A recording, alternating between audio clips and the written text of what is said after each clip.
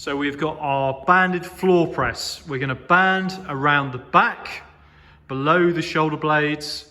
We're going to drive through the heels and drive through the shoulders. We're going to do 10 reps double arm. Then we're going to hold one arm extended and drive the other one back towards the floor and back up. We're going to do 10 reps. Then we're going to hold that arm extended and we're going to do 10 reps on the other arm. Make sure we control the negative and drive up fast, keeping the shoulder blades pushing into the floor all the time. So we have got our hamstring bridge. We're driving our heels into a bed, sofa, or a bench in this case. Toes up to the sky. We're going to drive the hips up, tuck the hips underneath you so we've got a nice flat back, no overextension of the back. We're going to extend one leg. We're going to hold for 15 seconds.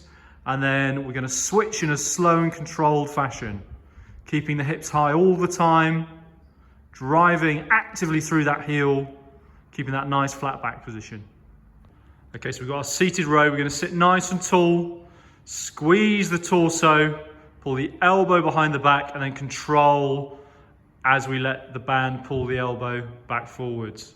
Okay, so key thing, stay nice and tall, brace your trunk. Make sure there's no rotation through the trunk. Tuck your chin in.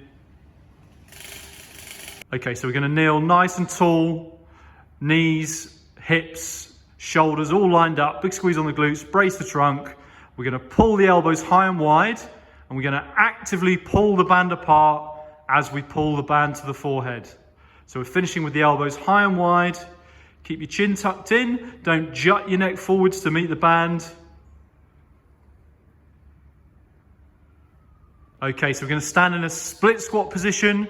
We've got the band around the top of our calf, so just below the knee. Most of our weight's on our front foot, tiny bit on the back foot, just on the toes, both sets of toes facing forwards. We're going to allow the band to pull the front knee forward, and we're going to drop the back knee towards the floor. Then we're going to drive up fast, get that front leg fully extended, big squeeze on the quad. Going to take about 3 seconds. On the negative. Big squeeze on the quad at the top. Okay guys, so a couple of options for the reverse fly.